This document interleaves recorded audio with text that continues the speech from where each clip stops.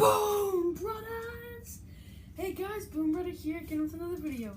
Now, I remember last video I said I would interview Tony Stetson and Larry Winters, but I have made a huge mistake. Because it turns out that this is Tony Stetson,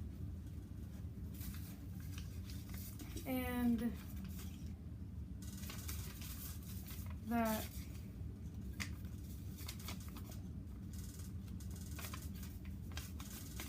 this guy is Larry Winters. So we're going to be reviewing Larry Winters and not Tony Stetson. Okay, so let's get to it, shall we? All right.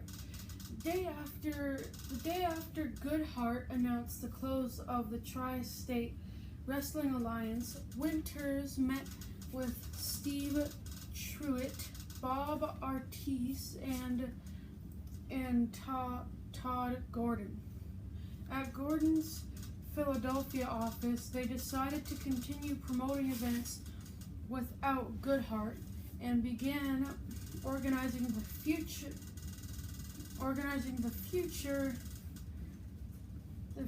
Eastern Championship Wrestling.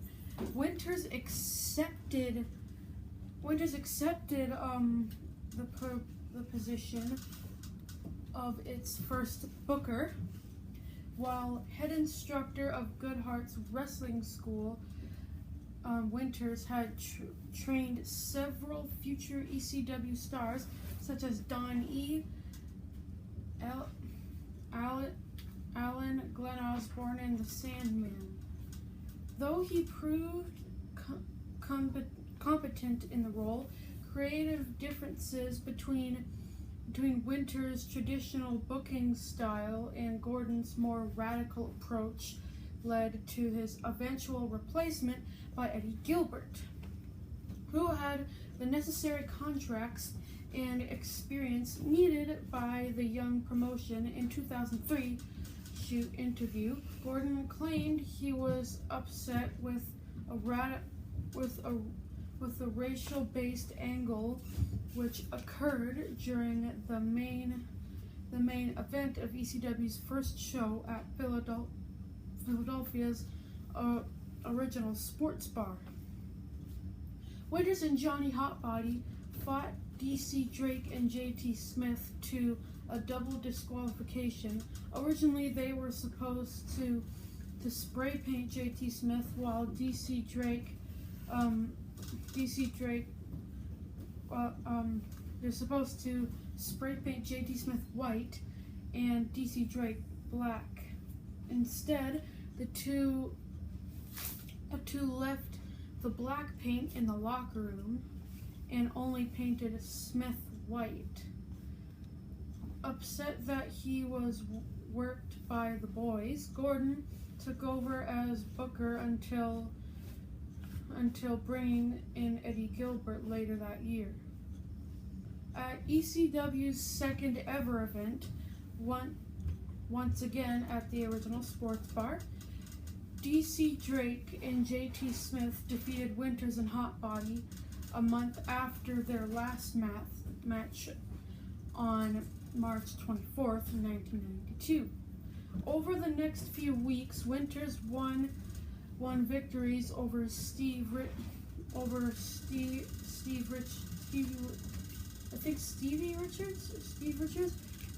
Let's just call him Steve Richards, Derek Domino, Max Thrasher, and King Kaluha.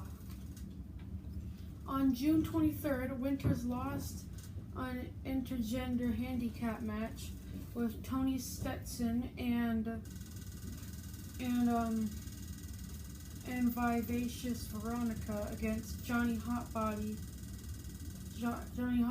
former students Don E., Ellen, and the Sandman, and Peaches. Winters lost to the Sandman in a single match on July 14th. The following night, he and Johnny Hotbody co-won a battle royal and later fought each other to a double disqualification. On August 11th, Winters lost to Hot Body in a tournament final to crown the first ECW television champion. Hot Body broke his ankle during the match and the title was vacated afterwards. A month later, Winters was featured in Wrestling Superstars. Briefly teaming with Jimmy Jannetty, the two feuded with King Kaluha and Scott Summers. Until early October, he also wrestled Terry Taylor during the summer. Winters and Jannetty fought Chris Michaels and Damian Stone to a double disqualification on October 24th with Tony Stetson. Winters faced Michaels and Stone in a rematch 2 months later in Morrisville, Pennsylvania, and defeated them via countout on December 19th, 1992. They also defeated Michaels in a tag team match with the Samoan Warrior at Cabrini College in Randor on March 12th, 1993. That same night, Winters entered a championship tournament for the ECW TV title, but lost the.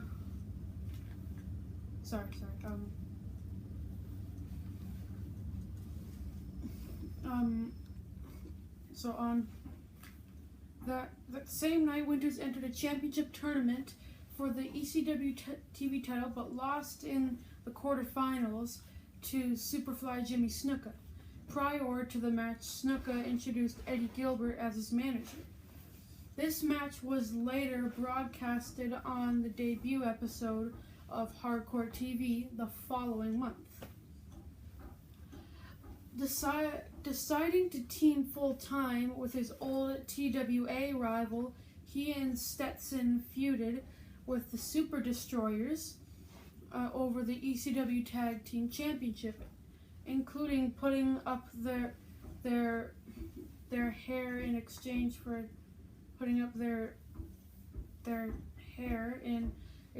for a title shot, and finally beat them for the titles. In Randor on April 2nd. Their reign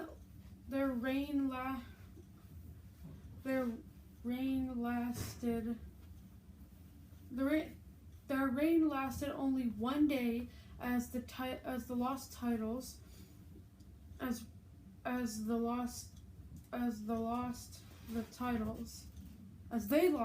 Sorry for my grammar. They lost the titles to the Suicide Blondes, which was a tag team of Chris Candido and Johnny Hotbody, the following night in Philadelphia. On May 14th, Winters lost a 6-man tag match with Glenn Osborne and Tommy Cairo against Hot Stuff International, which is a tag team of Eddie Gilbert, Dark Patriot, and Don Morocco. Shortly after losing the tag titles, Stetson unexpectedly turned on Winters while participating in a 16-man battle royal for the ECW Pennsylvania Championship.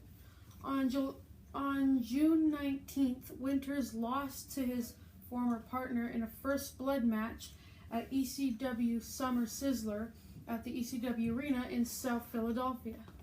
Winters continued feuding with Stetson for the next 2 months.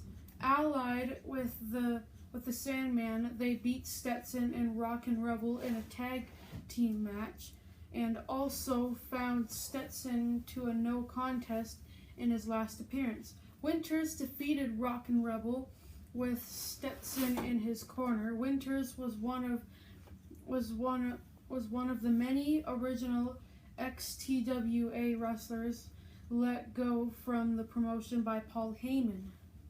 In order to bring in his own wrestlers. Todd Gordon claimed that Winters was released due to his age and his reluctance to engage in more hardcore style wrestling. He came back later that year and wrestled for a short time as the Masked Wrestler Mr. X on October 16th. He fought Tommy Cairo in Northeast Maryland, and teamed with Don E. Allen to beat the Hell Riders in Morrisville a week later. His final match against the Lumberjack at the ECW Arena on December 4th.